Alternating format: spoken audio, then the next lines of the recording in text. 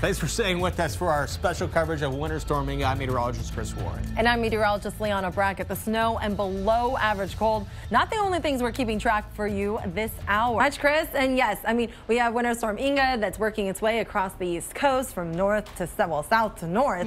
But as far as the overall pattern, do we have any hope? I mean, I don't know about you. I'm kind of tired of the cold. Oh, I was saying that a week ago. And it just feels so bitter across portions of the east, but we do actually have some hope in sight. Yay. Potentially a more fundamental change to the pattern to come here as we look ahead towards next week. We're likely going to be above average above portions of the east coast here east of the Mississippi, below average there for portions of the west and particular to the northwest as the storminess returns to that part of the country. So this isn't going to be the last shot of cold air that we're going to feel. It's still going to come because it's only January, so we've got to get through the rest of winter, right? But watch what happens as we move through the rest of the week here and look ahead towards next week. A nice ridge moves in and some warmer air is going to move in to places of the south as well as the southeast as that flow switches from that very bitter northerly wind to a more westerly southwesterly wind. So that's going to help bring in the warm temperatures and the moisture here looking again towards the weekend and then towards next week. But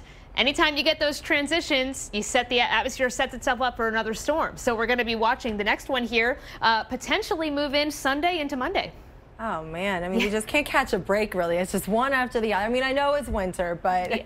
Yeah, it's, you know, when you have these big contrasts, the warm versus the cold, of course, this time of the year, we do get these big systems. So we're hinting at the possibility here of one moving into the Midwest as we head Sunday night into Monday. It then looks like it's going to lift very quickly off to the east, maybe brush the interior part of New England and the Mid-Atlantic as well as we head Tuesday into Wednesday. So this is, again, just a rough estimate of what we're expecting. A lot of details can change and could, so just to keep in your mind, you know, after this next one, we've got a lot going on right now. We'll have a brief break, but then the next system here is going to come in by the early part of next week.